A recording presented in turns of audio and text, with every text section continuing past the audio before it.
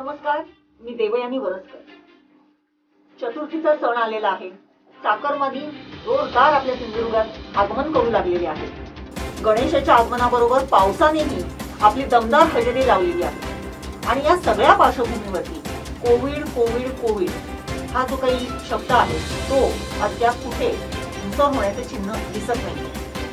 एकूणच या पार्श्वभूमीवर प्रशासनाने म्हणा, शासनाने म्हणा, अनेक निर्बंध घातलेले आहेत. निर्बंध म्हणजे चाकरमान्यांनी सिंधुदुर्गात येण्यासाठीचे निर्बंध.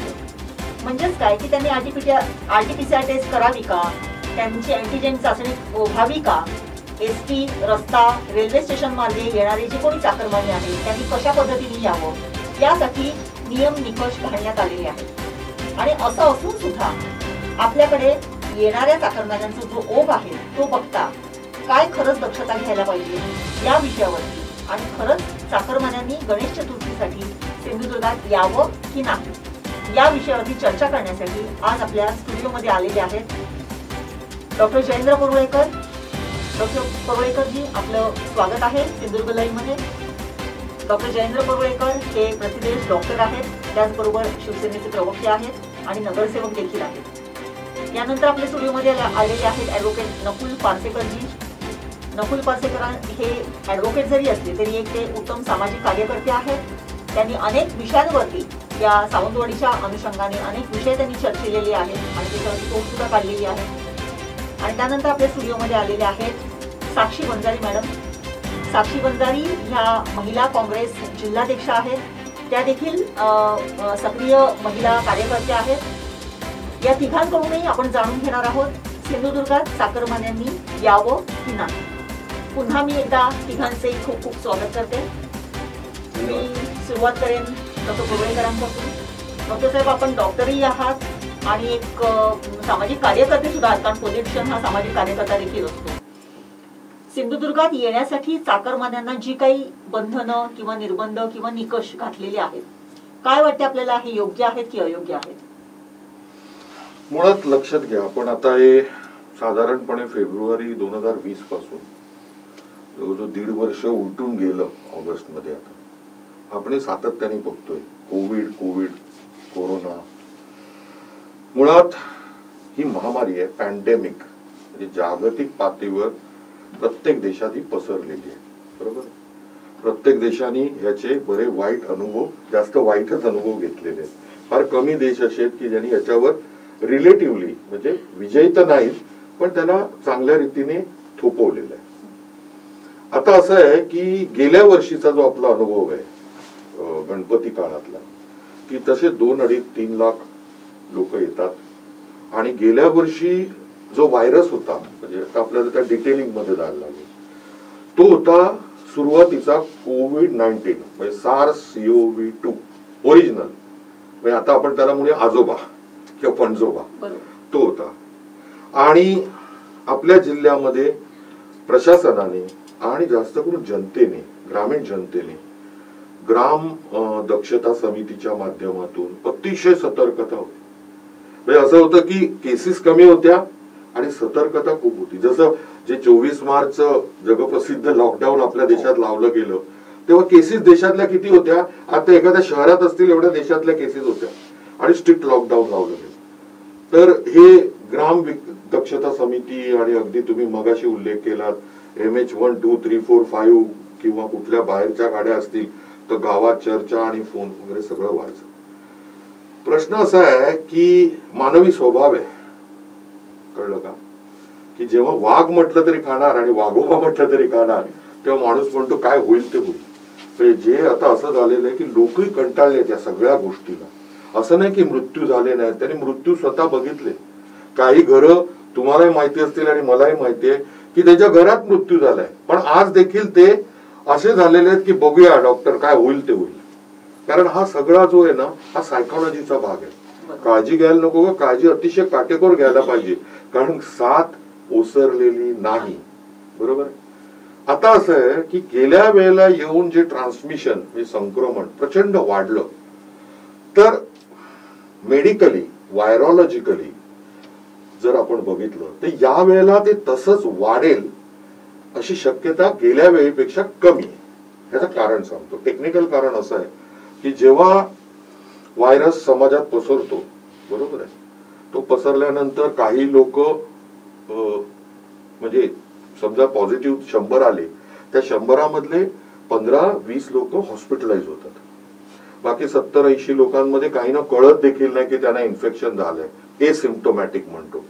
काही ना इन्फेक्शन होतं, एखादा एनी अदर व्हायरल इन्फेक्शन सारखं 2-3 दिवसात कमी होतं. पण ते जे 15-20 लोक आहेत त्यातल्या 1-2 लोकांची डेथ झालेली आहे, बरोबर. फेटॅलिटी रेट जो 1.6% वगैरे असा होतो. आता असं आहे की जेव्हा ही इन्फेक्शन होत गेली, बरोबर, सुरुवातीचा व्हायरस म्हणजे तो SARS-CoV-2, मग आलेले व्हेरियंट, म्युटंट्स ज्याला आपण म्हणतो, सगळ्यात मोठा धुमाकूळ घातलेला कुठला, डेल्टा. ओके, ज्याने एवढ्या डेथ सेकंड वेव्ह मध्ये आपल्या देशात हे केलं, हाहाकार अक्षरशः. आता भीती आहे डेल्टा प्लसची. ओके, आता हे जेव्हा व्हायरसची म्युटेशन, म्हणजे म्युटेशन ही प्रत्येक सजीव प्राण्यात होत असतात.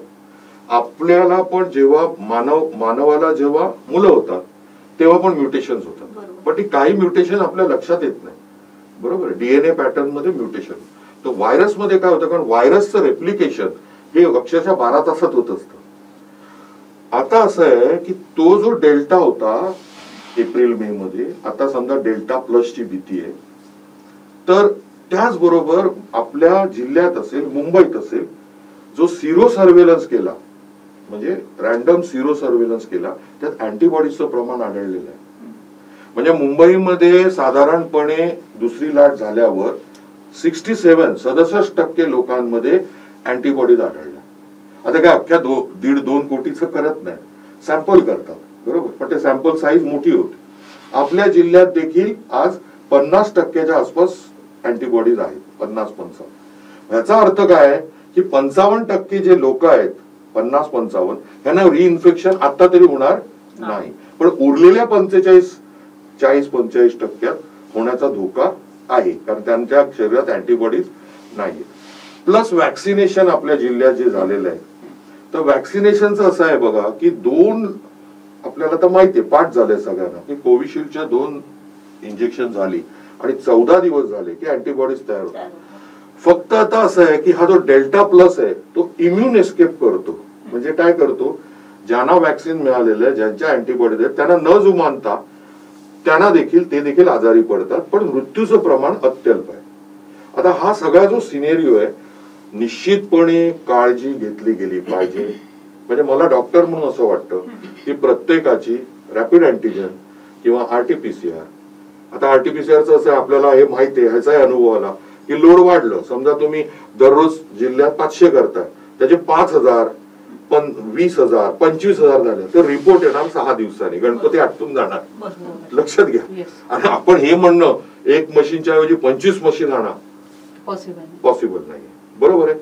मग दुसरं, आता सगळ्यात महत्वाची लाईन मला अशी वाटते की प्रत्येक नागरिकाला, बरं, येणारा चाकरमानी कोण आहे, शेवटी सिंधुदुर्गातलं कोकणी आहे, सुज्ञ आहे, तैलबुद्धी आहे, हुशार आहे, त्याला काय माहित नाही का, त्या चाणाक्ष आहे, सुजाण आहे. आता या अशा जनतेला माहितीये कोविड काय आहे, कसा संक्रमित होतो. किंबहुना मुंबईकरांची बोला, आपल्यापेक्षा 4 गोष्टी जास्त माहित असतात, कारण त्यांना एवढे असे अनुभव असतात. एवढ्याशा एरियामध्ये 2 कोटी लोक राहतात, आपल्या तेवढ्याच एरियात आपण 8.5 लाखच राहतो. आता असं आहे की त्यांना माहितीये ना, त्यांना माहितीये गर्दी टाळायलाच पाहिजे, मास्क एक नाही डबल मास्क घालायला पाहिजे, कंटाळा येणार, त्रास होणार, घालायला लागणार, बरोबर. आणि तिसरी गोष्ट, जरा जरी सिम्पटम वाढले तर डे 1 ला RT-PCR करा, हे माहितीये. म्हणजे आता कसं आहे, आपण म्हणतो शासनाने आणि प्रशासनाने काय करावे, जसे शाळेत शिक्षकाने आणि मुख्याध्यापकाने काय करायला पाहिजे, तेव्हा मुलांनी अभ्यास नको का करायला, मुलांनी सरतेशेवटी अभ्यास करायला पाहिजे, शाळा अटेंड करायला पाहिजे, बरोबर ना. तसंच आता शेवटी it has boiled down to नागरिक, किती नागरिक किती शून्यतेने वागतायत.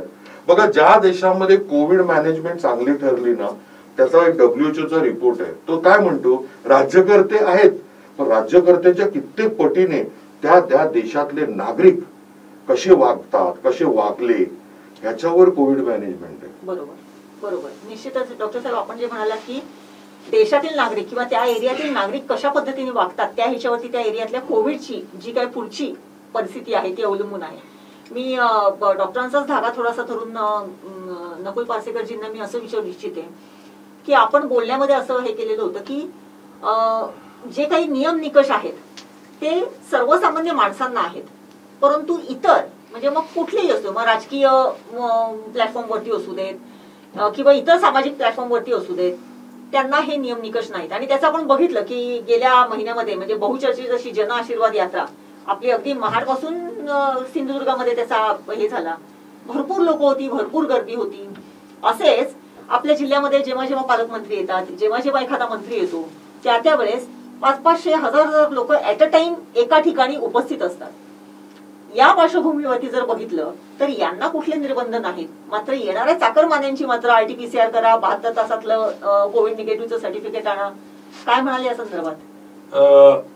माझे मित्र डॉक्टर परुळेकर हे स्वतः डॉक्टर असल्याने आणि वैद्यकीय क्षेत्रातलं त्यांचं प्रगल्भ ज्ञान असल्यामुळे त्यांनी त्या अनुषंगाने हा विषय मांडला. ही गोष्ट खरी आहे की मुळात म्हणजे या दोन्ही पक्षाचे प्रतिनिधी बसले ते मान्य करतील की कोविड-19 या महामारीमध्ये राजकारण हा विषय अजिबात होता कामा नये. पण आज तुम्ही कुठचाही प्रिंट मीडिया बघितलात, इलेक्ट्रॉनिक मीडिया बघितलात तर त्या ठिकाणी तुम्हाला अशा परस्पर विरोधी बातम्या ऐकायला येणार बघा. म्हणजे एका बाजूला भारतीय जनता पक्षाचं म्हणणं आहे की ताबडतोब सगळी देवळं उघडा, दुसऱ्या बाजूला माननीय मुख्यमंत्री म्हणतायत की या महामारी अजून नियंत्रणात आली नाही त्यामुळे आपण ते करू शकत नाही. म्हणजे देवळं उघडण्याचा आग्रह एका पक्षाचा, देवळं उघडता कामा नये म्हणून महाराष्ट्राचा एक प्रथम नागरिक म्हणून ते आपला निर्णय घेत आहेत. आणि असे अनेक निर्णय आहेत. म्हणजे फक्त मी तुम्हाला उदाहरण सांगितलं, पण याच्यात काय झालंय, जसं उंदरा मांजराचा खेळ होतो आणि सामान्य जनता भरडली जाते तशी परिस्थिती आहे. डॉक्टरने एक सांगितलं ती गोष्ट खरी आहे की गेल्या 1.5 वर्षामध्ये मानसिकता पूर्णपणे बिघडलेली आहे. म्हणजे असा एक प्रभाव आहे की ठीक आहे, काही ठिकाणी तर अशी अवस्था आहे की 2 वेळचं अन्न मिळतंय की नाही, कारण ज्यांचा उदरनिर्वाह बाजारात आल्यानंतर भाजीपाला विकणार आणि मग जाऊन चूल पेटवणार असे अनेक कुटुंब आहेत जे आपल्याला दिसत नाहीत. तर या कुटुंबांवर ज्यावेळी अशा प्रकारची बंधनं आणली जातात त्यावेळी त्यांचा तो प्रश्न असता, म्हणून ते सहज म्हणतात की एक वेळ त्या महामारीत मेलं तर पण उपाशी मरावं का. या एक सामान्य माणसाच्या प्रश्नाकडे सगळ्याच राज्यकर्त्याने प्रशासनाने गांभीर्याने पाहण्याची गोष्ट आहे.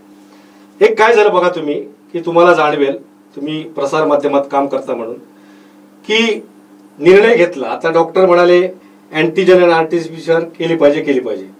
ज्यावेळी असा निर्णय पालकमंत्री सकाळी जाहीर करतात, दुपारच्या सगळ्या त्या सोशल मीडियामध्ये त्या संदर्भात ज्यावेळी प्रतिक्रिया येतात, प्रत्येक जण आपापल्या सोयीनुसार आपले विचार व्यक्त करतो आणि त्यानंतर मग तो निर्णय बदलतो. माझं म्हणणं असं आहे की ही महामारी नियंत्रणात यायला पाहिजे. प्रत्येक नागरिकाने जबाबदारीने वागायला पाहिजे अजिबात निसंकोचपणे प्रत्येकाने. तिथं कोणत्याही प्रकारचा जात, धर्म, पंथ, राजकारण असं काही न करता या विषयाकडे पाहिलं पाहिजे, ती यंत्रणा सगळी हाताळली पाहिजे. पण सकाळी जो एखादा निर्णय होतो तो दुसऱ्या दिवशी बदलला जातो. त्यामुळे या संदर्भात कन्फ्युजन खूप वाढतात. कन्फ्युजन म्हणजे तुम्ही आता डॉक्टर जे म्हणाले की ग्रामस्तरावर ज्या कमिट्या नेमलेल्या आहेत ते सुद्धा कन्फ्युज आहेत. ते म्हणतात आज संध्याकाळी एक निर्णय झाला, दुसऱ्या दिवशी कलेक्टरचं पेपरमध्ये मात्र दुसरा निर्णय झाला. मग आम्ही स्वीकारायचं काय, हा एक विषय झाला. सगळ्यात महत्वाची गोष्ट अशी आहे की जो एक कोविशिल्ड सारखी जी लस आहे, या लसी संदर्भात आता जर तुम्ही संपूर्ण जिल्ह्यात बघितलं तर त्या प्रमाणात लसीकरण झालेलं नाही. एक माझी मानसिकता अशी झाली आहे की मला अनेक माझे डॉक्टर मित्र आहेत ते सांगतात की ठीक आहे तुम्ही 2 डोस घेतलेत, 1.5 महिना झाला, त्या अँटीबॉडी तयार झाल्या, त्यामुळे तुम्ही अगदी शेवटच्या स्टेजला हा विषय तुमचा जाणार नाही. त्यामुळे मला एक आधार वाटतो, ठीक आहे 4-5 डॉक्टर सांगतायत, ते तज्ज्ञ आहेत, त्यामुळे या लसीचा चांगला परिणाम होतोय आणि एक मानसिक तयारी होती की ठीक आहे. परंतु ज्या लोकांनी हजारो लोक लस या विषयासाठी धडपडत आहेत, ही वस्तू इथे आहे.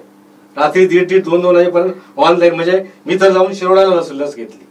हा जो सगळा विषय आहे, तर हे सगळं नियंत्रणात करत असताना लसीची उपलब्धता हा सगळ्याच राज्यकर्त्यांचा, मग तो केंद्रातला असो की राज्यातला असो, इथं कोण चुकीचं कोण बरोबर हा प्रश्न नाही. तुम्हाला जनतेला वाचवायचं आहे ना, जनतेच्या जीविताचं संरक्षण करायचं आहे ना, मग ती राज्याची जबाबदारी आहे, केंद्राची जबाबदारी आहे. कोण कुठं बसलं याचाही काडीचाही या ठिकाणी संबंध नाही. त्यामुळे जर तो लसीकरणाचा विषय झाला असता तर आपण जो विषय निवडला असा आहे की चाकरमानीने जिल्ह्यात यावं की न यावं, ह्याच विषयाच्या अनुषंगाने इथंच डिबेट झालं होतं. त्या डिबेटमध्ये मी होतो की चाकरमानी मुंबईतला कोकणाशी त्याची वेगळ्या पद्धतीची एक नाळ जुळलेली आहे, वेगवेगळ्या भावना आहेत.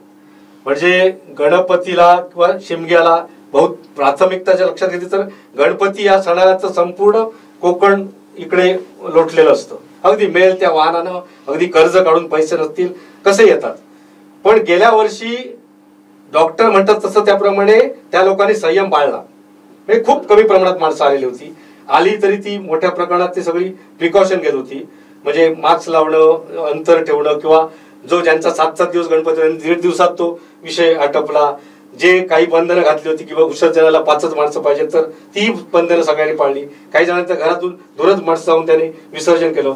काही जणांचं असं होतं काही गावामध्ये की त्याने जवळच्या विहिरीत पण विसर्जन केलं, ते तिकडे विहीर गेले. हे त्यावेळी चाकरमान्यांनी पाळलं, कारण त्याची जी दाहकता होती पहिल्या लाटेची ती सगळी त्या लोकांनी अनुभवली होती. त्यामुळे पण आताचा विषय असा आहे की आता तुम्ही एक सर्वसाधारण बघाल तर अशी मानसिकता आहे लोकांमध्ये की नाही हे आता संपलं. या इम्प्रेशन खाली लोक आज आहेत आणि त्यामुळे लोक झुंडीच्या झुंडी, म्हणजे पाल मी कुडाळच्या बाजारपेठेत बघितलं तर वाहन घालायला शक्य नव्हतं, इतकी प्रचंड गर्दी होती. 2 दिवसावर चतुर्थी आली, तो मोठा आत्मीयतेचा सण असल्यामुळे त्या प्रमाणात त्या गोष्टी होतात. परंतु तुम्ही म्हणता तसं की जसं केरळमध्ये सण पार पाडल्यानंतर आकडा मोठ्या प्रमाणात बाहेर आला, तसं या बाबतीत होऊ शकतं. म्हणून या ठिकाणी चाकरमान्याने यायला पाहिजे. त्यांची जन्मभूमी आहे. काही जणांची परिस्थिती अशी की ती वर्षाने एकदा घर उघडलं जातं सणाच्या निमित्तानं. ते आधी 4 दिवस झाडलूट करतात आणि गणपतीची प्रतिष्ठापना करतात. त्यामुळे ते जर नातं बघितलं, ती एक जर भावना बघितली, ती जर एक अटॅचमेंट बघितली तर त्यांनी यायला पाहिजे. पण त्या प्रत्येकाने आता शासन, सरकार या सगळ्या यंत्रणेवर अवलंबून न राहता किंवा ती यंत्रणा आपला जीव वाचवेल हे न पाहता प्रत्येकाने जबाबदारीनं, प्रत्येक नागरिकाने, प्रत्येक ग्रामस्थाने, येणाऱ्या प्रत्येक चाकरमान्याने आपला स्वतःच्या कुटुंबाचा, स्वतःच्या परिवारातील सदस्यांच्या जीवाची काळजी घेऊन हा सण साजरा करावा. त्यांनी येऊ नये असं आम्ही अजिबात म्हणणार नाही, कारण गेल्या वर्षी ते त्यांनी भोगलेलं आहे. आणि आता डॉक्टरने एक तो विषय चांगला सांगितला की लोकांची आता मानसिकता झालेली आहे की नाही काय होईल ते होईल पण मी जाणार. गेल्या वर्षी ती मानसिकता नव्हती, पण ती यावर्षी मानसिकता निर्माण झाली. आणि पहिल्यांदा तुम्ही म्हणाल तसं की सगळ्याच राजकीय पक्षांनी आता थोडं संयमाने वागण्याची गरज आहे. म्हणजे काय, खासदार हे लोकप्रतिनिधी आहेत, त्यांना त्यांच्या जिल्ह्यात फिरलं पाहिजे, त्यांना लोकांच्या समस्या जाणून घेतल्या पाहिजेत. पण त्या खासदारांबरोबर जर 50-50 माणसं असतील तर ते टाळलं पाहिजे. कोणी असू दे किंवा विरोधी पक्षनेते असतील, त्यांनी ते स्वतः सांगितलं पाहिजे की नाही हा काळ असा आहे, एक ठराविक 4-5 माणसाची आवश्यक त्यांची पीए वगैरे आहेत. तर ह्या सगळ्या गोष्टी राज्यकर्त्याने सत्सग वेदवेळेला स्मरून एक जनतेच्या भल्यासाठी आणि खरोखरच एक लोकप्रतिनिधी म्हणून त्यांना जर चिंता असेल तर त्यांनी ही बंधनं घालून घेतली पाहिजेत. नाहीतर सत्ताधारी पक्षाने असा एक निर्णय घेतला तो आम्हाला मान्य नाही, आम्ही आंदोलन करणार, हजारोच्या झुंडी येणार, त्याच्यातून हे सगळे विषय होतात आणि या सगळ्यामध्ये सामान्य माणूस भरडला जातो. तो सामान्य माणूस भरडला जाऊ नये यासाठी स्वतः ग्रामस्थांनी, नागरिकांनी, प्रशासनाने, राज्यकर्त्यांनी आणि विरोधी पक्षात बसलेल्या लोकांनी यावेळी या सगळ्यांना श्री गणरायाने अशा प्रकारची बुद्धी द्यावी आणि हा कोरोना लवकरात लवकर नियंत्रित व्हावा अशी माझी एक सामाजिक कार्यकर्ता म्हणून इच्छा आहे. नक्कीच पारसेकरजी, आपण जे म्हणालात ते बरोबरच आहे. परंतु तरीही आपण जरी म्हटलं, पर्वेकर डॉक्टरांनी जरी म्हटलं किंवा वजारी मॅडमने जरी म्हटलं, तरी आपल्या जिल्ह्यामध्ये हे जे काही कार्यक्रमांचं पेव फुटलेलं आहे ते काही कुठे अजून त्याला कुठे कंट्रोल आपण ठेवू शकत नाहीये.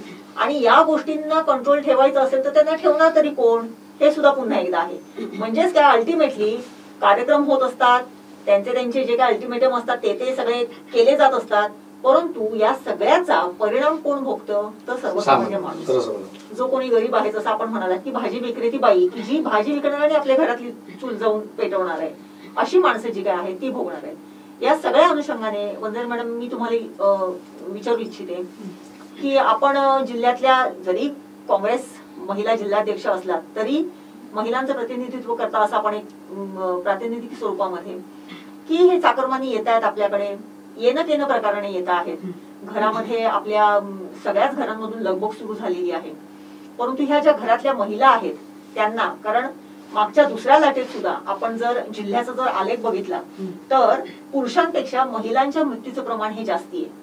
कारण महिला जी होती तिने असू दे थोडासा खोकला असेल, थोडीशी सर्दी असेल किंवा तिच्याकडे दुर्लक्ष झालं, हेतुपुरस्सर झालं असेल की काय होतंय तिला, ती तर घरातच बसून आहे, कशामुळे तिला होणार, ती ते बाहेर गेलेली नाहीये, अशी सुद्धा कदाचित एक थोडीशी हे असेल. त्यामुळे महिला जास्ती सफर झालेल्या होत्या. आता जे काही चाकरमानी येत आहेत, अगदी छोटी छोटी बाळं घेऊन महिला येत आहेत स्टेशनवरती. मी काल सुद्धा बघितलं की भरपूर चाकरमानी उतरत आहेत. मग आपल्या जिल्ह्यातल्या महिलांच्या अनुषंगाने किंवा एकूणच घराघरातली ही जी काही परिस्थिती आहे त्या अनुषंगाने आपण काय सांगाल की कशा पद्धतीचं त्यांचं आचरण असायला पाहिजे? नक्कीच मॅडम, तुम्ही हा विषय खूप चांगला मांडला. आणि जो तुम्ही आता महिलांविषयी जो बोललात, माझ्या फॅमिलीमध्ये माझ्या आईला आता काल 3 महिने झाले आणि माझी आई कोविडने गेली. आणि ज्या लोकांचे कोण फॅमिली मेंबर ह्या विषयामध्ये किंवा या कोविडमध्ये गेलेले नाहीये किंवा मयत झालेले नाहीये, त्यांना या गोष्टीचा गांभीर्य मॅडम अजून सुद्धा नाहीये. कारण मी ज्या वेळेला आता आम्ही फिरत असतो, आता शेवटी काय आहे की सामाजिक कार्यकर्त्या म्हणून मी कोविड टास्क मध्ये पण काम करते. मी 2 वर्ष काम करते. बरेच पेशंट आम्ही ऍडमिट करतो, कुठे व्हेंटिलेटर अवेलेबल करून द्यायचे, अँब्युलन्स फ्री मध्ये ठेवलेली आहे. म्हणजे काँग्रेस पक्षातर्फे आम्ही महिला म्हणून ऍज अ काम करत असताना महाराष्ट्रातल्या सुद्धा बऱ्याच पदाधिकारी महिला कोविडमध्ये गेलेल्या आहेत, पण त्यांनी काम करत असताना हा विचार केला नाही. गांभीर्य हा जो विषय आपण जो म्हणतोय ना, तो अजूनही कळत नाहीये. इव्हन मी माझ्या घरातलंच उदाहरण सांगते ना, की आम्ही आमच्या बाबांना जेव्हा सांगायचो की बाबा थोडं काम कमी करा, 2 महिने नाही केलं तर काही फरक पडत नाही, पण ते काय म्हणतात, मी 1 वर्ष घालवलं मी तसंच, पण मला आता नाही कोणावर डिपेंड राहायचे, मला काम करायचे. पण त्यांच्या चुकीमुळे ऍक्च्युली त्यांना कोविड नव्हता झाला, त्यांच्या स्टाफमध्ये एका व्यक्तीला झाला होता. त्यांनी जर ती प्रिकॉशन घेतली असती, कारण तो कोविड झाल्यानंतर सुद्धा कामावर येत होता आणि तो फिजिकली स्ट्रॉंग असल्यामुळे त्याला तो लक्षात नाही आला आणि त्याचा इफेक्ट बाबांना झाला आणि बाबांनंतर आईला झाला. म्हणजे सफर कोण केलं की माझी आई सफर केली.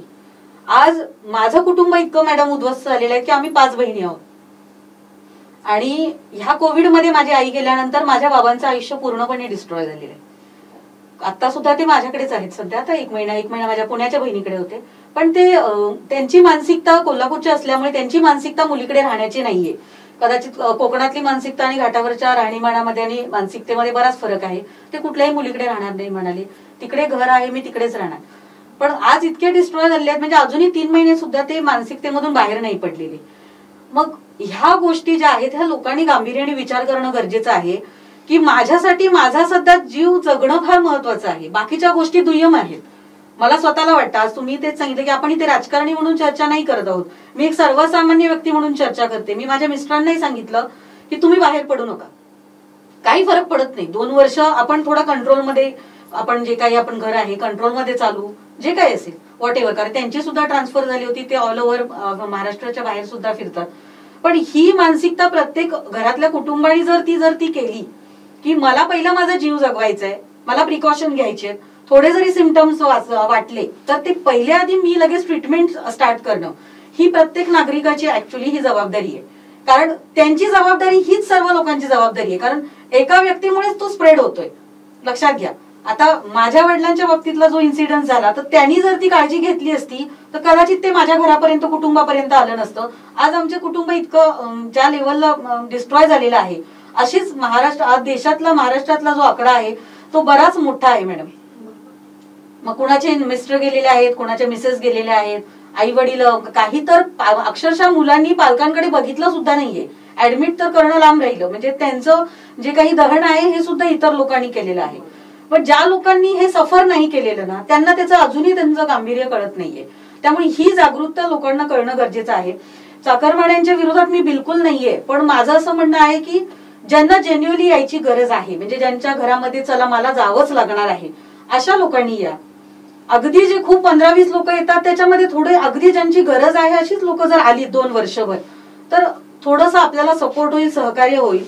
आणि दुसरा जो विषय आहे की जिल्ह्याच्या लोकप्रतिनिधींच्या बाबतीत, की जे लोकप्रतिनिधी आज फ्रीमध्ये गाड्या सोडतात किंवा बाकीच्या सुविधा देत आहेत, त्याचप्रमाणे त्यांनी जे काही व्हॅक्सिनेशन असेल किंवा ती लोक आल्यानंतर त्यांना ज्या काही सुविधा लागणार आहेत, टेस्ट आहेत, कुठे कोणाला सर्दी आहे, कुठे ताप आहे, छोट्या छोट्या ह्या गोष्टी आहेत, ह्याचे जर कॅम्प वगैरे जर लावण्यात आले आणि थोडे जरी जर सिम्पटम्स वाटले तर त्यांना एक थोडंसं जरा सेपरेट राहायला आपण थोडंसं म्हटलो ना आपण अरेंजमेंट केलं, अपील केलं. तर अशा पद्धतीने जर सर्व लोकप्रतिनिधींनी, ते पर्टिक्युलर कुठल्याही पार्टीचा विषय नाहीये, पण सर्व लोकप्रतिनिधींनी ही जर जबाबदारी जर पार पाडली ना तर डेफिनेटली आपण ह्याच्यावरती कंट्रोल करू.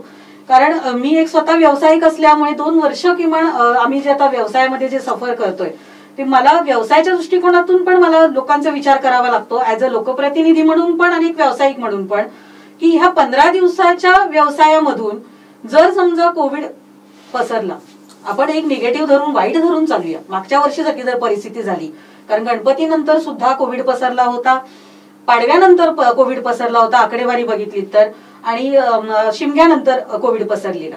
तर ह्या 15 दिवसानंतर जर कोविड जर पसरला तर ह्या परिस्थितीला कोण जबाबदार असेल, हा माझा एक पहिला प्रश्न म्हणजे तुमच्याकडे एक असेल, म्हणजे जो मी माझ्या पण मनाशी कधी कधी विचारते, ह्याला जबाबदार कोण असेल, आणि हे इथल्या स्थानिक व्यापाऱ्यांनी का सफर करावं, हा पण एक मला वाटतं. कारण काय होतं, तुम्ही 15 दिवस येणार, ठीक आहे, सण साजरा करणार, पण जर कोविड जर पसरला तर पुढचे 4 महिने जे लॉकडाऊन आहे ते आम्हाला व्यापाऱ्यांना पण सहन करावं लागेल.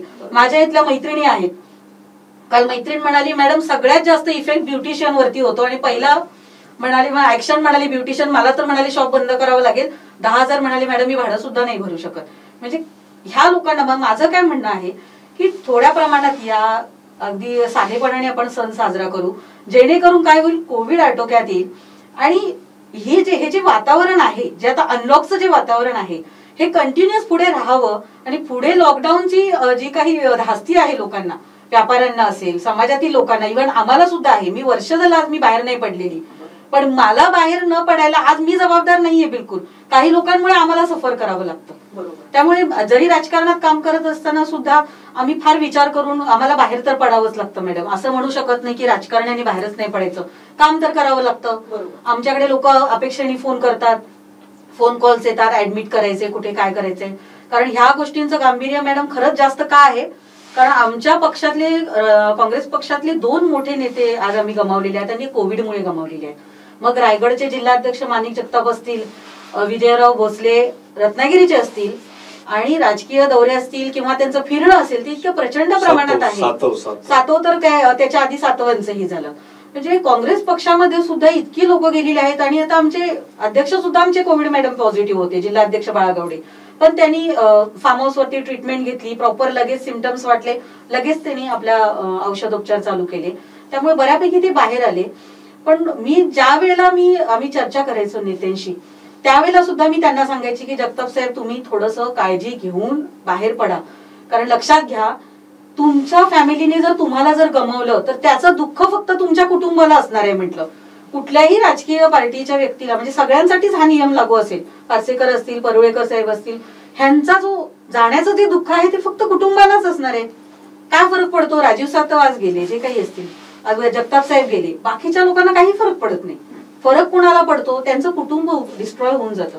कारण त्यांच्यासाठी तो अनपेक्षित धक्का आहे की एक 48 वर्षाचा व्यक्ती जातो आणि त्याला तो फिजिकली तो इतका फिट, म्हणजे इव्हन ते जेव्हा चर्चेला बसायचे त्यांचं खाणं पिणं, डाएट, प्रॉपर उठणं, प्रॉपर झोपणं, म्हणजे असं पण म्हणू शकत नाही की फिजिकली कुठेतरी ते वीक होते. त्यामुळे अशा परिस्थितीमधून ह्या लोकांनी सुद्धा गांभीर्य घेणं गरजेचं आहे. थोडंसं कंट्रोलमध्ये, कुठे 5 ट्रिप असतील तर 3 ट्रिप अटेंड करा, माझं म्हणणं. तुम्ही 5ही ट्रिप अटेंड करू नका, कारण कुठे कसं काय सिम्पटम्स कुठे लागेल काही सांगता येत नाही. एकूणच आपलं म्हणणं असं की म्हणजे जे कोणी येत आहेत चाकरमानी, त्यांनी थोडंसं म्हणजे जर 10 लोक येत असतील किंवा 5 लोक येत असतील तर 2-3 जणांनी यावं, आपला जो सण आहे तो साजरा करावा. यावर्षी सुद्धा जे उपचार म्हणून जो काय आहे तो आपली धार्मिकता म्हणून किंवा आपला जो काही नेहमीचा वार्षिक आहे तो करावा आणि आपलं काम करून जावं. हे सगळं जेव्हा आपण बघतो डॉक्टर साहेब की त्यांनी 2-3 मुद्दे उपस्थित केले की व्यापारी वर्गाला सफर करावं लागते किंवा हे सण साजरे करून जातील आणि त्याच्यानंतर जेव्हा परिणाम त्याचे जेव्हा दृश्य स्वरूपात दिसायला लागतील तेव्हा पुन्हा आपल्याला लॉकडाऊन मध्ये बसावं लागेल पुढचे 4 महिने. आणि त्याचा सगळ्यांचा अल्टिमेट परिणाम हा सिंधुदुर्ग जिल्ह्यातल्या स्थानिकांना, जे कोण 8.5 लाख आपली इथली लोकसंख्या आहे त्यांना भोगावं लागणार आहे. या पार्श्वभूमीवरती जर बघितलं तर आज आपण बघतोय, आता 2-3 दिवस बघतोय खारेपाटणच्या चेकपोस्ट वरती प्रचंड गर्दी आहे.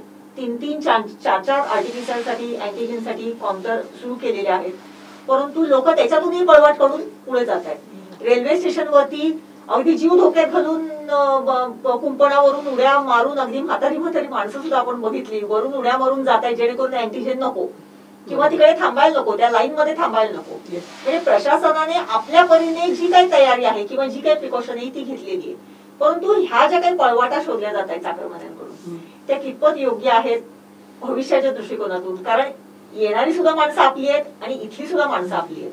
आपण आपल्याच कुटुंबातल्या लोकांना भविष्यात कदाचित आपल्यामुळे त्रास करून जाणार आहोत, याची थोडीशी कुठेतरी भान यांनी ठेवायला पाहिजे की नको? नाही, योग्य कसलं, ते अयोग्यच आहे पहिली गोष्ट. आणि भानच नाहीये ना, भान नाही. आता जे साक्षी वंजारींनी सांगितलं की त्यांच्या आई गेल्या, हा इरिपेरेबल लॉस आहे ना. म्हणजे हा कोविड जाईल हो, 2021, 22, आता 23, काय 1-1.5 वर्ष, म्हणजे आता 3री लाट 4थी लाट छोटीशी असं पण असेल आणि मग कमी होईल. पण मग 10 वर्षानंतर तुम्ही आम्ही विसरू, पण ज्यांचे अपतेष्ट गेले ते कदापि विसरू शकत नाही. हे जे कुंपणावरून उड्या मारणारे लोक आहेत किंवा लपून छपून येणारे आहेत, कळलं, किंवा इथले त्यांचे नातेवाईक जे काही कोविड पॉझिटिव्ह किंवा सिम्पटम असलेले ते सांगत नाहीये, हे ऍक्च्युअली कोण आहेत? तर हे जे मृत्यू होत आहेत त्यांना जबाबदार, इनडायरेक्ट जबाबदार येते. लक्षात घ्या. आपण बोट शासन प्रशासन दाखवू शकतो की तुम्ही हे केलं नाही, कितपर्यंत करणार मला सांगा.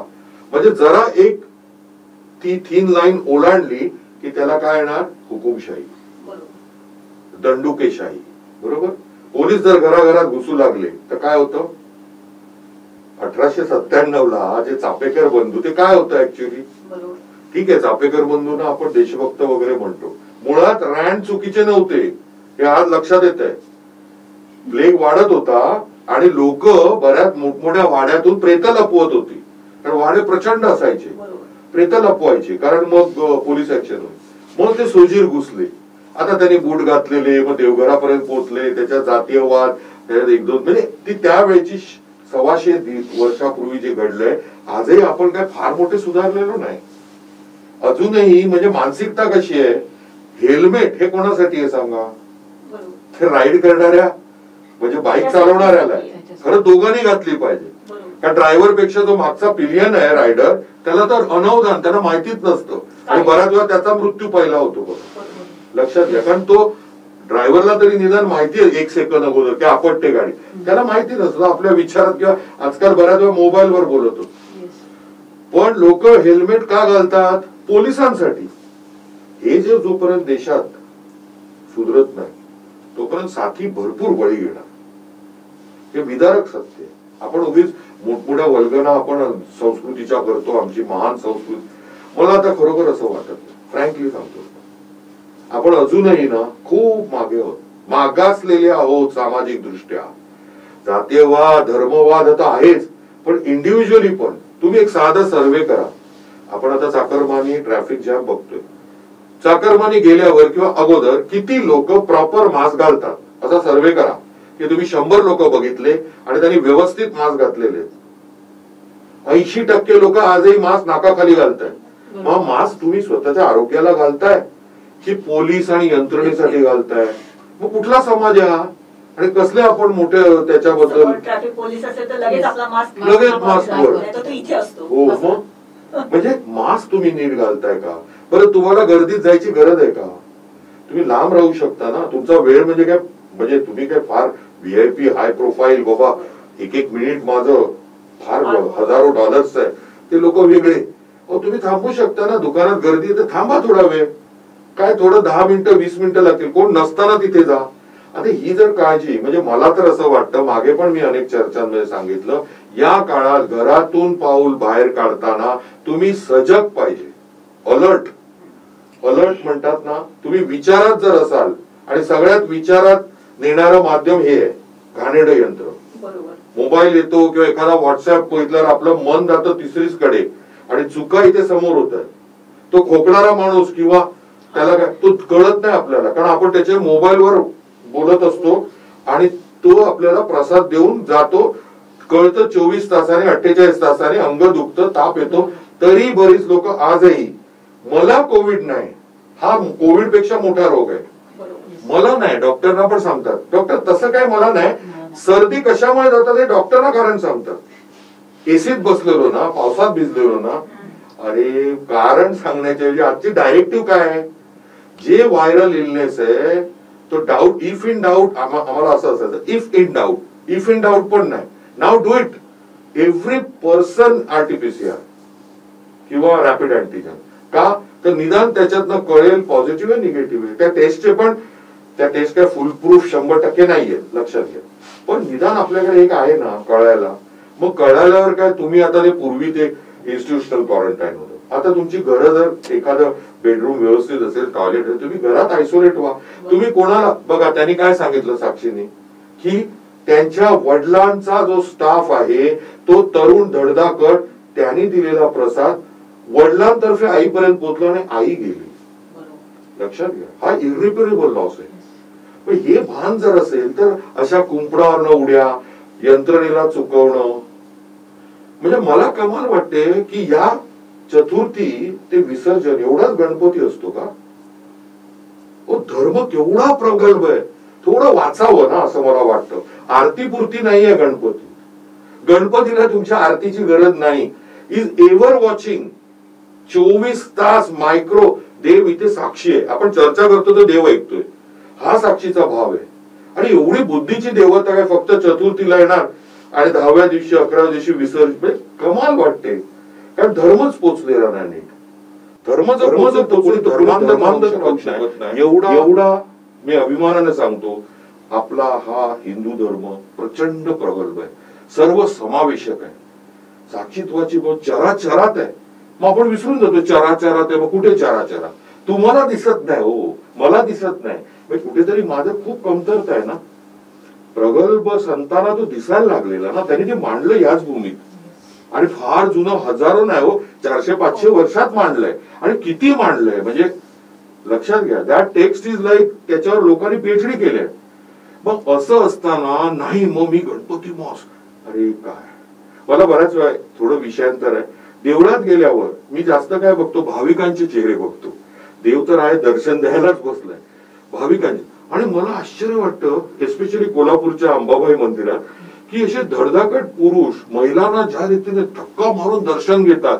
अरे महिला ती देवी, म्हणजे तिचं दर्शन घ्यायला तुम्ही आलाय, ती या देवी, महिलेतली देवी तर बघा, तिला जाऊ दे.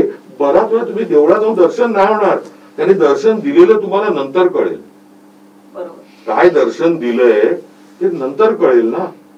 पण आता असं आता काय हळूहळू. निश्चितच आपण म्हणाल ते बरोबर आहे की शेवटी हा, आणि म्हणजे देव हा चराचरामध्ये आहे, परंतु शेवटी गणेशोत्सव हा प्रत्येकाचा श्वास आहे, ध्यास आहे. त्याच्यासाठी वर्षभर तयारी करून, जसं पारसेकरजी म्हणाले की अगदी प्रसंगी कर्ज काढून चाकरमानी आपल्या इकडे येत असतात आणि गणेशोत्सव साजरा करत असतात. नकुलजी, मला तुम्हाला एक प्रश्न विचारावा आवडेल की आपण ऍडव्होकेट आहात, आता जे डॉक्टर साहेबांनी म्हटलं की नियम कोणासाठी केलेले आहेत, किंबहुना नियम न पाळणं हा याच्यासाठी नियम केले जातात, अशा पद्धतीचा कुठेतरी आता ट्रेंड तयार व्हायला लागलेला आहे, कितपत योग्य आहे कोविडच्या पार्श्वभूमीवर? मी देशप्रेमी आहे, इथं बसलेले प्रत्येक जण राष्ट्रप्रेमी आहेत, परंतु मला विचाराल तर सगळ्यात जास्त गैरवर्तन करायला आपणच प्रसिद्ध आहोत असं मला वाटतं.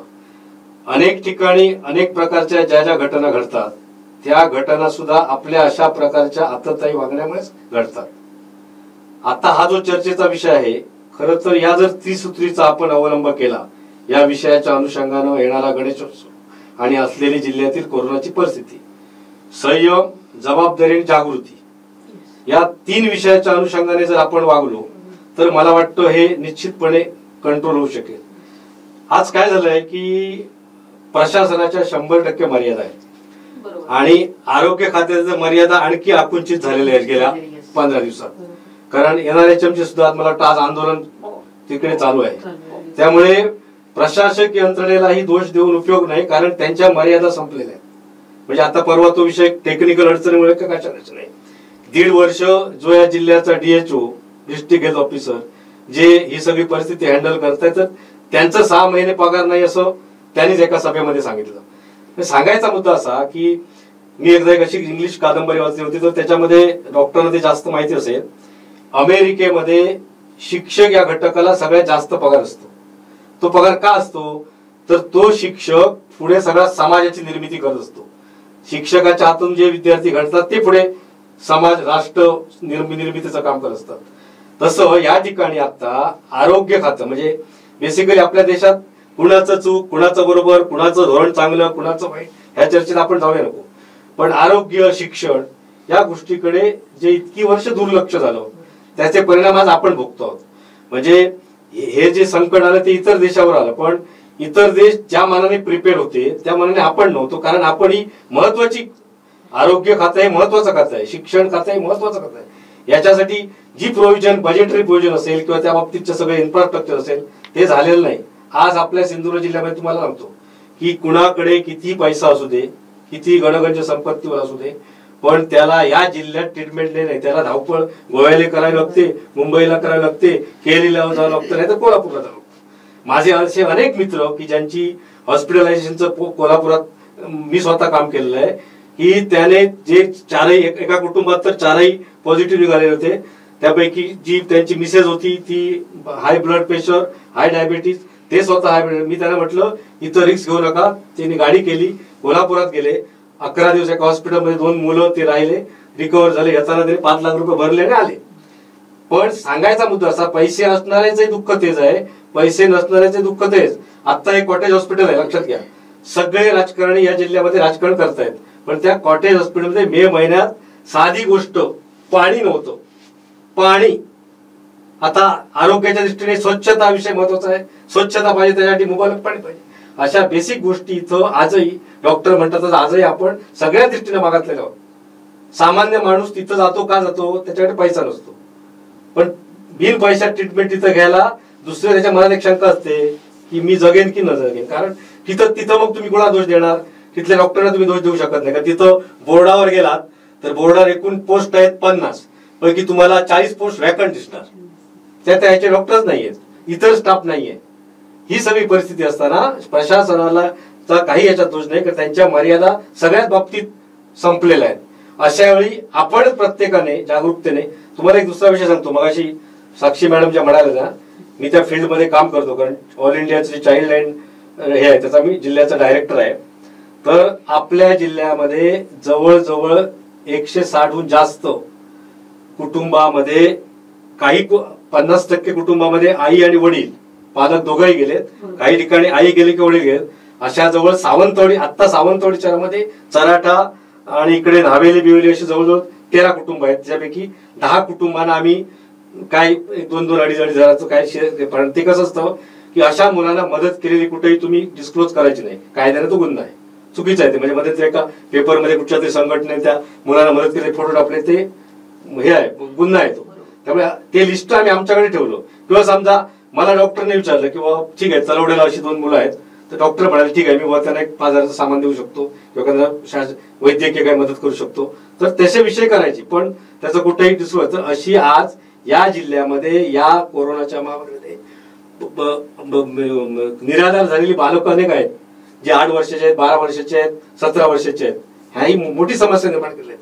तर या गंभीर समस्येवर जर आपल्याला नियंत्रण घ्यायचं असेल तर या जिल्ह्यातल्या प्रत्येक घटकाने विशेषतः मी परत ते सांगतो की राजकीय पक्षाच्या नेतृत्वाने खूप जबाबदारी वाढण्याची गरज आहे. कारण ते जो आदेश देतात त्याप्रमाणे सगळे पुढचे रिॲक्शन उठतात आणि त्याचे परिणाम भोगावे लागतात. ही वस्तू इथे आहे, ती नाकारू शकणार नाही. पण त्याने एखादा असा आदेश दिला की तुम्ही असं करा, की त्या पद्धतीची रिॲक्शन होते, मग त्याला परत दुसऱ्या पक्षाचे लोक त्याला वेगळी रिॲक्शन देतात आणि ह्याच्यात ते जे लोक आहेत ते आपापलं राजकारण करत असतात. पण सामान्य माणूस याच्यात पूर्ण, तुम्ही म्हणताय व्यापाऱ्यांची परिस्थिती अतिशय भयानक आहे. बँकेचे हप्ते रकले, बँका तगादा लावतायत, बँका व्याजावर व्याज. ते जे काही विषय होते की बँकेने 6 महिने तुम्हाला माफ करायचं, बँकेने 6 महिने माफ केलं, पण काय केलं माहिती आहे, त्या 6 महिन्याचं व्याज लावलंय आणि नोटिसा काढल्यात. हे सगळं कागदोपत्री आहे. तुम्हाला सांगतो बेसिकली तशा प्रकारचा कुठचाही एमएससीबी वाल्यांचं म्हणताय, एमएससीबी वाले आज लाईट थोड्या जात आहेत, नाही थांबले. या सगळ्या अवस्थेमध्ये हे चतुर सावरायचं असेल म्हणजे हे म्हणूनच मी आपल्याला विचारलेलं होतं की नियम केलेले आहेत परंतु नियम पाळले जाते किंवा नियम हे तोडण्यासाठीच केले जात आहेत, अशा पद्धतीचं वातावरण सध्या आपल्याकडे दिसतंय का? अशा प्रकारचं वातावरण आहे. डॉक्टरांनी सांगितलं त्याप्रमाणे कुणी असू दे, मग तो कुठच्या जातीचा, धर्माचा, पंथाचा, पक्षाचा देणं घेणं काय नाही, हे सार्वजनिक संकट आहे. ते फक्त डॉक्टरांच्या घरात आले की यांच्या घरात आले असा विषय नाहीये. अगदी माझ्या जवळचे खूप मित्र गेलेत, म्हणजे आता यांच्या अगदी जवळचे आणि माझ्या जवळचे नंदन सामंत कोरोनाने गेले नाहीत, पण समाजाला ज्या माणसांचा उपयोग आहे, जे समाज बांधणीचं खऱ्या अर्थाने काम करतायत, अशी हजारो माणसं गेलीत मॅडम, हजारो माणसं गेलीत की ज्यांनी समाजाला दिशा दिली, जे दीपस्तंभ होते, अशी अनेक माणसं गेलीत. तो एक माणूस गेल्यामुळे त्यांचं कुटुंब तर उद्ध्वस्त झालं, पण त्यांच्यावर अवलंबून असणारी जी माणसं होती ना, ती आज निराधार झालेली आहेत.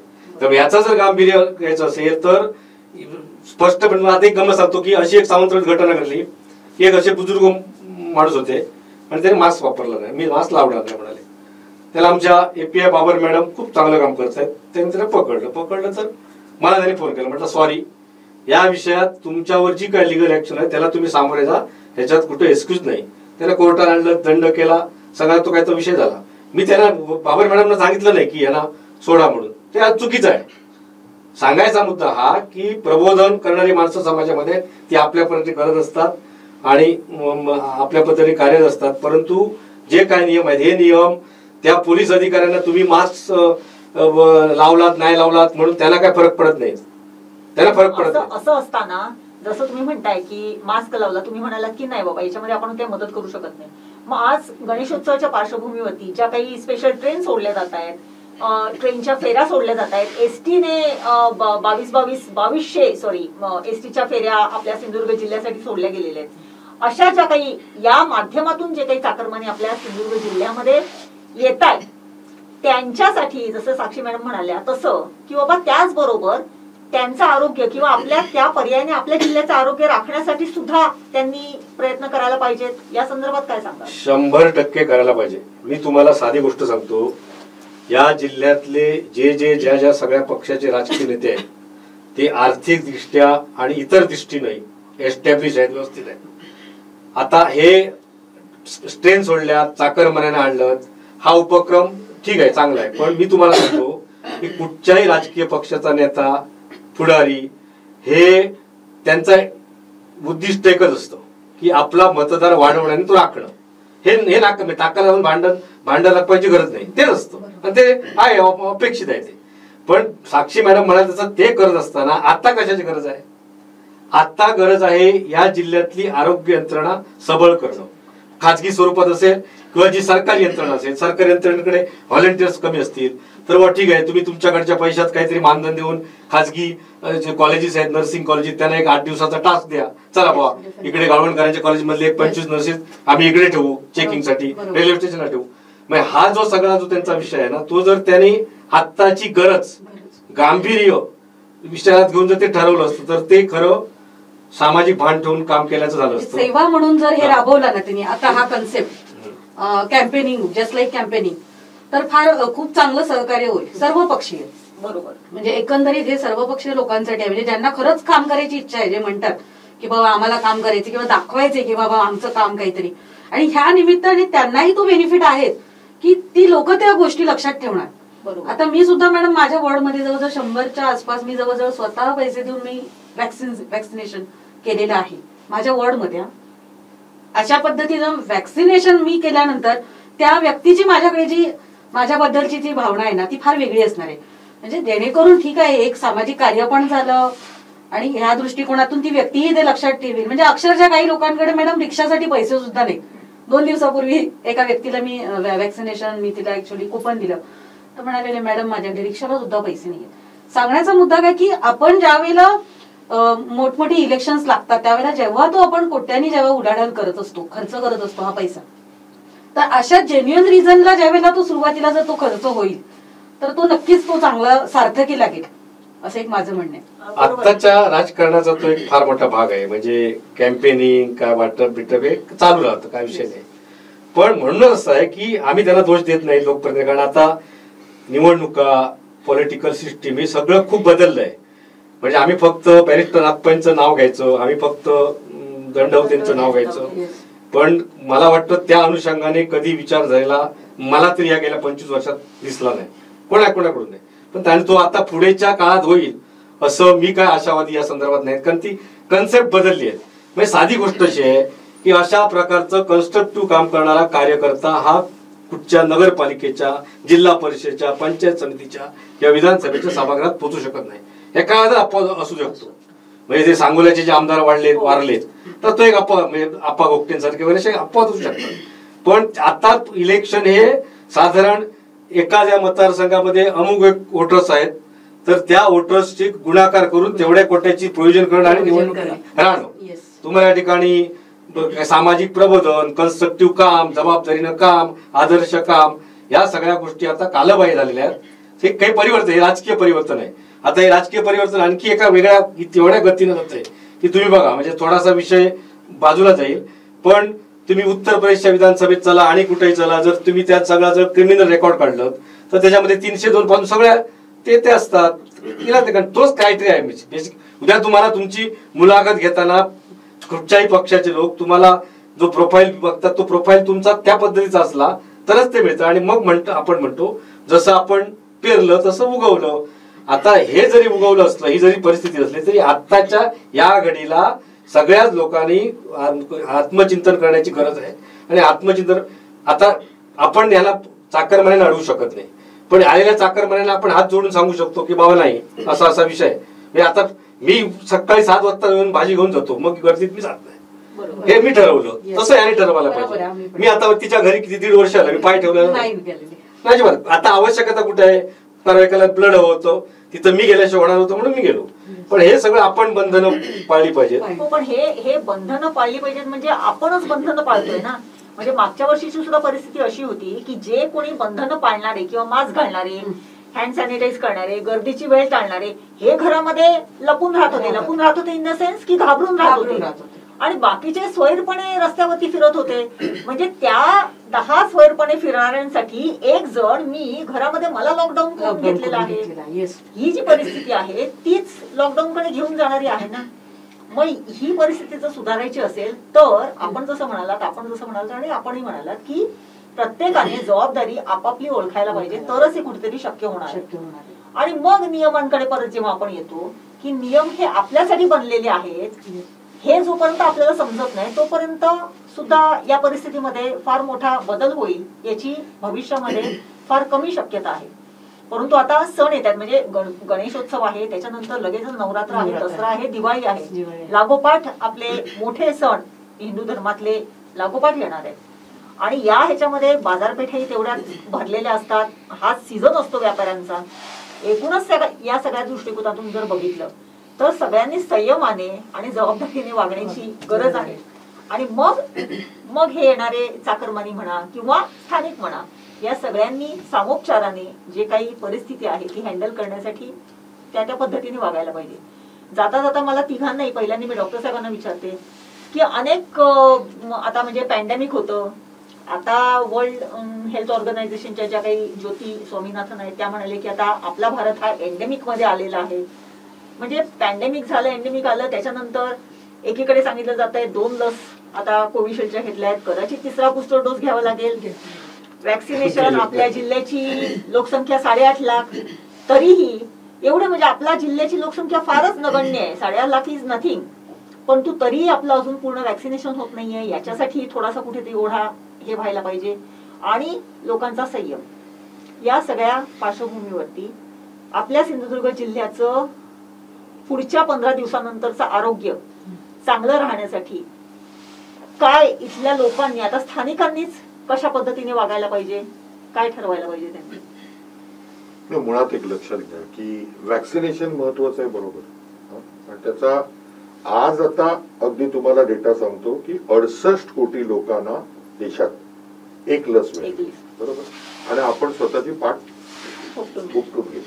प्रश्न असा आहे, 1 लसीने काही होत नाही, 2 लस प्लस 14 डेज, मग किती टक्के झाली आहे? तर अजूनही आपण 20% वर गेलेलो नाही, बरोबर. महत्वाची गोष्ट आहे वॅक्सिनेशन आहे इथे, म्हणजे ज्याला म्हणतात इंटरनल मायग्रेशन, म्हणजे 2-2.5-3 लाखाचा क्राऊड मुंबई सारख्या शहरातून इथे येणार. 2, 4, 5 दिवस किंवा काही लोक 10 दिवस राहतील. मेजॉरिटी पहिले 5 दिवसात पुन्हा रिटर्न झाला. ट्रान्सफॉर्मेशन. प्रश्न असा आहे, इथल्या नागरिकांनी काय करायचं, तर इथल्या नागरिकांनी काटेकोर हे पाळायचं की तुम्ही डबल मास्क घाला. Mask is more than vaccination. हे इंटरनॅशनल तज्ञ आणि WHO जे वाक्य आहे. Mask is effective mask vaccination. तुम्ही नीट मास्क घाला, प्रत्येक गोष्ट काटेकोर पाळा. घरात आलेल्या चाकरमानी, आपला नातेवाईक असेल, त्याला सर्दी खोकला असेल, कळलं का, त्याच्यापासून लांब राहा, त्याला तिथल्या तिथे आयसोलेट करा. मग तिथे वाईटपणा, मग नातं काय होईल, असलं काही चालत नाही. आणि त्याची टेस्ट करून घ्या आर्टिफिशियल. म्हणजे आता हे ठीक आहे की आपण हे टाळूच शकत नाही, चाकरमानी येणार. आणि अगदी फ्रँकली सांगतो, त्याला राजकीय किनार पण आहे. मोदी एक्सप्रेस जी आली किंवा 2200 ST ज्या म्हणताय, त्याला राजकीय किनार आहे. हे चाकरमानी मुंबईतले आहेत आणि मुंबई म्युन्सिपालिटी इलेक्शन जवळ आहे. हे न कळल्या एवढं आम्ही हे नाही, सगळं दिसतंय. पण आता ते काय आहे की ही अशीच वास्तविकता आपल्या देशात असल्यामुळे, कळलं का, की गणपती चाकरमानी आम्हाला जायला दिलं नाही. म्हणजे मुंबई मधले मुद्दे राहिले बाजूला, आपल्या देशात जोपर्यंत आता बेसिक 14 मुद्द्यांवर निवडणुका होत नाही तोपर्यंत आपल्या देशाचा खरा विकास होणार नाही. लक्षात घ्या. म्हणजे GDPचा खेळ असतो. एक रिपोर्ट असा आलाय, अमेरिकेमध्ये 1990 ते 2021 या 30 वर्षात GDP म्हणजे अमेरिका आहे 21 ट्रिलियन डॉलरची इकॉनॉमी. आपली 2.8 ची आता कमी झाली. बरोबर आहे, प्रचंड मोठी इकॉनॉमी. पण खालचा जो 50% वर्ग आहे अमेरिकेतला, तो या 30 वर्षात अजून गरीब झाला. मग आता ते म्हणतात हे तुमचं GDP, हे सगळे आकडे, आर दे रिअली इफेक्टिव्ह? म्हणजे आपल्या देशात फक्त 20 कोटी लोकांना, 15 कोटी लोकांना फायदा होतोय. खालचा 100 कोटीचा देश हा अंधारातच आहे. पण त्याच्याबद्दल काय रिप्रेझेंटेशन? कारण त्यांचं मतदान हे सातत्याने भावनिक मुद्दे, अर्थकारण, इतर काही गोष्टी ज्या आपण चॅनलवर पण बोलू शकत नाही, ह्याच्यावरच होत आलेलं आहे. त्यांचं जेव्हा राजकीय प्रबोधन, ते जेव्हा आहे बघा, लोकशाहीमध्ये एस्पेशली पार्लमेंटरी डेमोक्रेसी ज्याला म्हणतात, संसदीय लोकशाही, प्रश्न विचारणेच गरजेचं आहे. आज काय होतं बघा, तुम्ही प्रश्न विचारा सोशल मीडियावर, तुम्हाला ट्रोल केलं जातं. मोदींना प्रश्न विचारता, अरे म्हणजे पंतप्रधान आहेत, मुख्यमंत्री आहेत. उद्धव ठाकरे मुख्यमंत्री, मी शिवसेनेचा आहे, पण म्हणून उद्धव ठाकरेंना प्रश्न विचारू नये का? प्रश्नच विचारले पाहिजे. आणि कठीण प्रश्न, सोपे म्हणजे छोटे, सोपे नाही छोटे आणि कठीण प्रश्न विचारले पाहिजे. हे का नाही? आज BSNL ची सेवा का नाही, हा प्रश्न विचारला पाहिजे. बरोबर ना? आमच्या देशातल्या चांगल्या तेल कंपन्या का प्रायव्हेटाईज विकतायत? विषयांतर नाहीये, पण याच्यातूनच वॅक्सिनचं उत्तर आहे की वॅक्सिनसाठी जर वॅक्सिन बनतच आहे, ऍस्ट्राझेनिकाचा वॅक्सिन जर पुण्यात बनतंय, तर मग तो अदर पुनावाला का गेला पळून लंडनला? का त्याला भय वाटत होतं? बरोबर की नाही? मग आता तुम्ही वॅक्सिन वाढवलं दाखवताय. आज गरज अशी आहे, जर पंतप्रधानांनी म्हणालेले 31 डिसेंबर पर्यंत पुरा देश होगा. आज रेट काय पाहिजे माहितीये तुम्हाला? जर गणित कॅल्क्युलेट केलं, 1 कोटी ते 1.25 कोटी लोकांना दररोज वॅक्सिन दिली पाहिजे.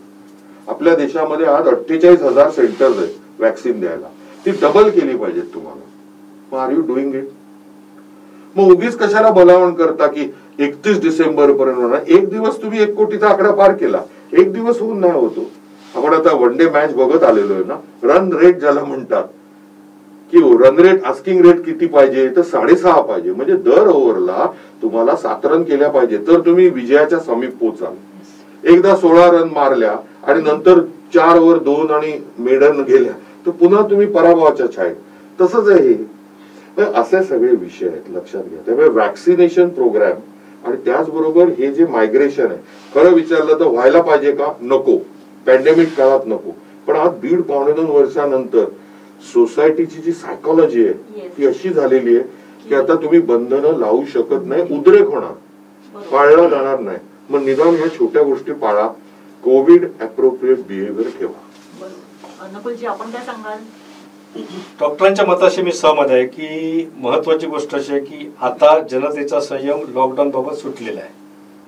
म्हणजे तुम्ही 1 महिन्याभरापूर्वीच्या चॅनेलवरच्या बातम्या जर बघितल्या तर व्यापारी महासंघाचे चेंबर ऑफ कॉमर्सचे प्रमुख पदाधिकारी रस्त्यावर आले होते की मुख्यमंत्र्यांनी आम्हाला काय हवं ते करू, आम्ही ते भोगायला तयार आहोत, आम्ही आज जाऊ, पण आम्ही आमची शटर उघडणार. आणि त्या दृष्टीनं बघायला गेलं तर ते योग्य आहे. कारण शेवटी कसं आहे, सगळं सोंग आणता येतं, पैशाचं सोंग आणता येत नाही. शेवटी जेव्हा पोटात 2 घास जाणार तेव्हा माणूस जिवंत राहणार. आणि ही मानसिकता पावणे 2 वर्षाची आहे.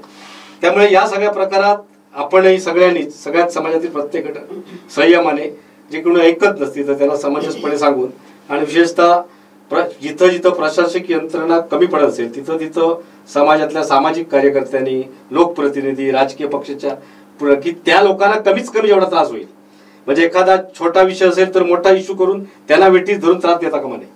कारण ते खूप चालतं. कारण ते मग गावागावामध्ये ते पक्ष राजकारण त्या दृष्टीतून ते नसलेले विषय निर्माण होतात आणि त्याच्यात मग जी यंत्रणा जिथं काम करायला पाहिजे ते काम बाजूला राहतं आणि मग ते यंत्रणेवर ताण पडतो आणि मानसिकता त्यांना होतो. तर त्यामुळे आता हा विषय जो आहे यावर्षी, म्हणजे मला असं वाटतं की गेल्या वर्षीपेक्षाही जास्त मोठं संकट नाहीये. पण संकट नाहीये याचा अर्थ बेसावध राहून, म्हणजे आता WHO म्हणा किंवा ICMR म्हणा यांच्या ज्यावेळी आपण गाईडलाईन टीव्हीवर बघतो किंवा पेपरमध्ये वाचतो तर लक्षात येतं की संभाव्य तिसरी लाट येणार, मुलांना धोका आहे. त्या अनुषंगाने शासनाने काही प्रमाणात काही हॉस्पिटल्स, कोविड सेंटर तयार केले. ती एक चांगली गोष्ट आहे. कारण आयत्या वेळी धावपळ व्हायला नको. कारण पहिल्या वेळी आपला कुणाचकडे अनुभव नव्हता, ना प्रशासनाकडे ना राज्यकर्त्यांकडे. प्लेगचा वगैरे हा विषय खूप जुना होता, त्यावेळची परिस्थिती वेगळी होती. त्यामुळे आताची परिस्थिती वेगळी आहे. त्यामुळे ह्या मधल्या काळामध्ये काही प्रमाणात जरी ते झालं असलं तरी आरोग्य यंत्रणेकडे सक्षमपणे सरकारने लक्ष देऊन या विषयासाठी पूरक काम कसं होईल अशी धोरणं आखली पाहिजेत. आणि या सगळ्या धोरणाला सगळ्या पक्षाच्या लोकांनी, घटकांनी सहकार्य केलं पाहिजे. आणि या आपत्तीचा जो आपण हे आहे सामना, हा सगळ्यांनी संघटितपणे, सौहार्दाने, एकमेकाच्या परस्पर सहकार्याने केला पाहिजे आणि जबाबदारीने वागलं पाहिजे. त्याच्यात एक मी सांगू इच्छितो की national institute of disaster management NIDM म्हणतात, यांनी 1 आठवड्यापूर्वी किंवा आता 10 दिवस झाले देशातले टॉपचे 40 एक्सपर्ट यांच्या अनुषंगाने अहवाल मांडला, जो नीती आयोगच्या पॉल साहेब जे आहेत त्यांनी देखील तो पुन्हा सांगितला की तिसरी वेव्ह येणार. पहिलं वाक्य. दुसरं, सप्टेंबर पासून राईड चालू होणार आणि ऑक्टोबर मध्ये त्याचा पीक येणार, 3ऱ्या आठवड्यात किंवा 4थ्या आठवड्यात. आणि तो पीक 3,20,000 केसेस पर डे ते 4 लाख इथपर्यंत पोहोचणार. त्यामुळे आपण भ्रमात राहू नये.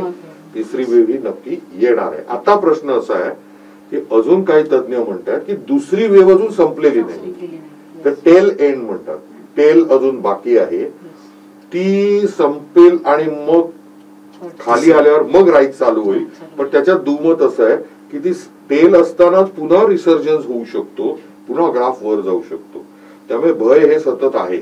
फक्त एकच असं वाटतंय, म्हणजे सायंटिफिकली पण आणि इमोशनली पण आणि थोडस लॉजिकली पण, की तिसऱ्या वेव्ह मध्ये केसेस वाढतील पण डेथ्स कमी होणार असं वाटतंय.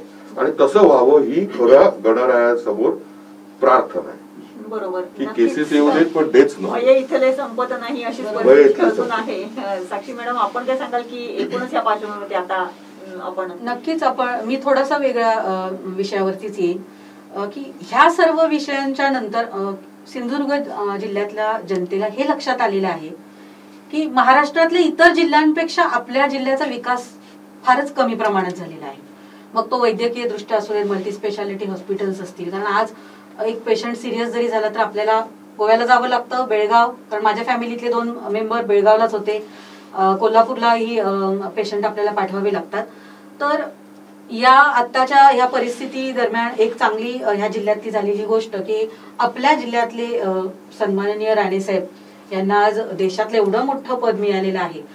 साहजिकच आमच्या विरोधी पक्षात जरी असतील तरी एक राजकारणातलं एक खूप मोठं आणि चांगलं व्यक्तिमत्व आहे आणि आपल्या जिल्ह्याचं मी हे भाग्य समजते. तर ह्या भाग्याचा आपल्याला मिळाल्यानंतर त्यांनी उपयोग जिल्ह्यासाठी करावा हे या आजच्या मी या चर्चासत्रादरम्यान नक्कीच मांडेन. कारण त्यांना ह्याचा उपयोग आता जिल्ह्यासाठी करणं फार गरजेचं आहे आणि ही संधी त्यांनी सोडू नये. आणि इन्फ्रास्ट्रक्चर जो आहे तो वाढवणं आपण एक ऍज अ प्रिकॉशन म्हणून, कारण हा इन्फ्रास्ट्रक्चर जर पूर्वी जर झाला असताना तर बऱ्यापैकी केसेस डेथच्या कमी झाल्या असत्या. हे एकंदरीत मला वाटतं. कारण जर कोल्हापूर आणि आदर तुम्ही मोठमोठ्या जिल्ह्यातले तुम्ही हॉस्पिटल जर बघितलेत आणि जर सुविधा बघितलात, पहिला फर्स्ट डेला जी ट्रीटमेंट मिळते ती कधी कधी आपल्या जिल्ह्यात तर मिळतच नाही. कारण साध्या साध्या कोविड सेंटरला चांगली चांगली लोक आज ऍडमिट होतात. माझे मिस्टर सुद्धा मॅडम पॉझिटिव्ह होते, 15 दिवस ते राहिलेले आहेत कोविड सेंटरला, पण खूप प्रिकॉशन घेऊन सुद्धा गणपतीमधून ऍक्च्युली गणपती विसर्जनामध्ये एक व्यक्ती त्यांच्या समोर शिंकून गेली आणि दुसऱ्या दिवशी सकाळी त्यांना लगेच सिम्पटम्स जाणवल्यानंतर त्यांनी एक जागरूकता चांगली दाखवली की ते लगेच डायरेक्ट चेकअपला गेले. तिकडून त्यांनी कॉल केला, माझा रिपोर्ट कोविड पॉझिटिव्ह आलेला आहे, माझं हे सामान डायरेक्ट कोविड सेंटरला पाठवा. ते घरी सुद्धा आले नाही. म्हणजे ही जी जागरूकता आहे ना, ही जर प्रत्येक व्यक्तीने जर पाळली तर हा एक खूप मोठा सपोर्ट ह्यासाठी होऊ शकतो. आणि जसं मगाशी सांगितलं की इन्फ्रास्ट्रक्चर आत्ताच्या सर्व राजकीय, म्हणजे आता शेवटी कसं आहे, मी आज एका जिल्हाध्यक्ष आहे, सो मी एका पार्टीच्या अध्यक्ष असल्यानंतर मला पण वाटतं की माझ्या जिल्ह्यामध्ये ह्या गोष्टी व्हायला हवेत. तर आपले जे जिल्ह्यातले ज्या बडे नेते आहेत, आमदार असतील, खासदार असतील, ह्यांनी ह्या गोष्टीवरती आता फोर्स देणं गरजेचं आहे, जेणेकरून तिसरी जी वेव्ह आहे त्याला आपण ऍटलिस्ट आपण तयार तरी राहावं. त्याचं नुकसान काहीच होणार नाहीये, भविष्यातल्या आपल्या पिढीला त्याचा फायदाच होणार आहे. पण ती जर आपण तो इन्फ्रास्ट्रक्चर जर रेडी केला आणि अजूनही वेळ गेलेली नाही. माझं तर नेहमीच मत असतं प्रत्येक विषयाच्या बाबतीत की वेळ कधीच संपलेली नसते. आपण आता सुद्धा सुरुवात करू शकतो आणि ही सुरुवात जर आपण लवकरात लवकर जर केली ना तर डेफिनेटली आपण ह्याला नक्कीच चांगली फाईट देऊ. नक्कीच. येस. एकूणच चाकरमान्यांनी सिंधुदुर्गात यावं की न यावं या संदर्भामध्ये या तिघाही वक्त्यांनी आपापले विचार मांडलेले आहेत. काही राजकीय दृष्ट्या असतील, काही सामाजिक दृष्ट्या असतील, काही वैद्यकीय दृष्ट्या असतील आणि तिघांच्याही मतामधून एक सार्वत्रिक एक मत आलेलं आहे की चाकरमान्यांनी जरूर गणपतीच्या सणासाठी यावं, परंतु प्रत्येकाने आपापली जबाबदारी तितक्याच समर्थपणे पाळावी. त्यांच्यासाठी जे काही नियम निकष घातलेले आहेत ते पाळावे. कारण तुम्ही जे येणार आहात ते तुम्ही आपल्याच माणसांकडे येणार आहात, आपल्याच कुटुंबात येणार आहात आणि आपल्या कुटुंबाची काळजी घेणं हे आपलं स्वतःचं कर्तव्य आहे. किंबहुना आपण असं बघतो की सिंधुदुर्गातल्या प्रत्येक गावाच्या गाव कमिट्या या मुंबईमध्ये स्थित आहेत. म्हणजे प्रत्येक गावाची मंडळं आहेत जी मुंबईमध्ये आहेत आणि या मंडळांमार्फत सुद्धा अनेक गोष्टींवरती काम सुरू असते. याच मंडळांचा उपयोग घेऊन राजकीय नेते आपापलं मताधिक्य वाढवण्याचा प्रयत्न करत असतात. याच मंडळांचा आधार घेऊन अनेक सामाजिक कार्यकर्ते खूप चांगली कामं सिंधुदुर्ग जिल्ह्यामध्ये करत असतात. याच मंडळांनी सुद्धा आपापल्या गावातल्या येणाऱ्या चाकरमान्यांना जर हा सुद्धा सगळीचा सल्ला दिला की आपण जाताय निश्चितपणे जा, परंतु आपल्या कुटुंबाची काळजी घेणं हे सर्वस्वी तुमच्या हातामध्ये आहे. त्यामुळे चाकरमान्यांनी जरूर यावं, सिंधुदुर्गामध्ये यावं. आपला गणेशोत्सव जो आहे, गणपती बाप्पाचा सण अत्यंत भक्तिभावपूर्ण वातावरणामध्ये साजरा करावा आणि तेवढंच चांगलं असं आरोग्याचं सुद्धा जे वातावरण आहे ते तेवढंच चांगलं ठेवावं आणि अत्यंत सुंदर, शांत आणि पवित्र असा सण साजरा करून पुन्हा आपापल्या कामासाठी मार्गस्थ व्हावं. परंतु ते करताना आपली जबाबदारी निश्चितपणे पाळावी. एकूणच चाकरमानी आपल्या जिल्ह्यामध्ये येऊ घातलेले आहेत, येत आहेत. या सगळ्या पार्श्वभूमीवरती doctor Parulekar, doctor advocate Nakul Parsekar आणि साक्षी मंजारी मॅडम आपल्या स्टुडिओमध्ये आल्या आणि त्यांनी आपल्या विचारांचं आदान-प्रदान केलं. यांचा बोल आपल्या जिल्ह्यातील जनता आणि येणारे चाकरमानी निश्चितच घेतील अशी आपण आशा करूया. आपल्या सगळ्यांचे खूप खूप धन्यवाद.